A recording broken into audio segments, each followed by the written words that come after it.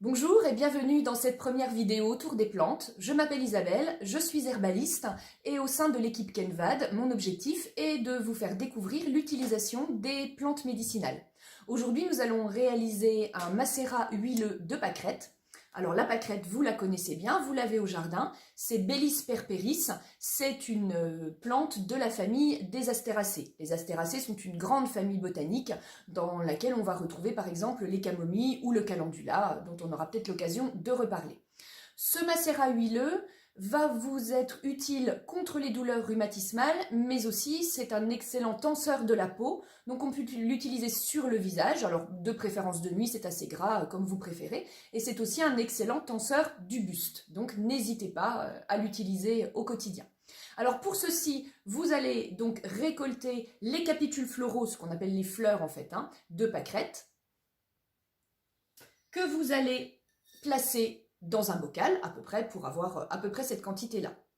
Une fois revenu à la maison, vous allez étaler les fleurs de pâquerette sur un torchon de façon à les faire préfaner toute une nuit pour que l'humidité commence à partir, puisque nous, bien sûr, comme on va faire un macérat huileux, on va essayer d'éviter l'eau.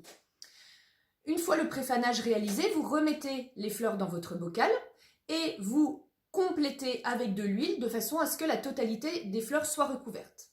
Surtout, vous ne mettez pas de couvercle. Vous placez sur le dessus de votre bocal une étamine ou une compresse que vous maintenez avec un élastique. Vous posez votre bocal dans un endroit chaud, par exemple derrière une fenêtre, et tous les jours, vous agitez votre bocal. Ceci pendant 2 à 3 semaines. À la fin des 2 à 3 semaines, vous allez filtrer à l'aide d'une passoire, d'un petit tamis, dans lequel vous aurez placé votre étamine. Vous versez la totalité de l'huile ainsi que les plantes, surtout, il ne faut pas oublier de verser les plantes, et vous allez exprimer les plantes, c'est-à-dire que vous les enfermez à l'intérieur de l'étamine et vous pressez de façon à faire sortir toute l'huile contenue dans les plantes.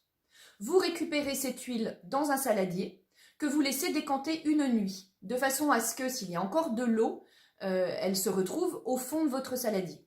Puis vous versez précautionneusement l'huile pour justement ne pas verser l'eau dans votre bocal. Et vous pouvez stabiliser cette macération avec quelques gouttes, 3 ou 4 gouttes, d'huile essentielle de lavande. La lavande vraie ou la lavande fine, Lavandula angustifolia. Donc 3 ou 4 gouttes, de façon à stabiliser votre macérat huileux. Vous stockez ce macérat dans un endroit à l'abri de la lumière. Si vous avez des bouteilles fumées, c'est encore mieux, mais sinon un bocal fermé à l'abri de la lumière dans une armoire ou dans un placard. Et surtout, vous ne vous servez pas de ce bocal-là au quotidien, vous prélevez des petites quantités de la macération dans une petite bouteille, et c'est la petite bouteille que vous utilisez au quotidien. Et quand il n'y en a plus, vous reprenez une quantité de votre bocal source.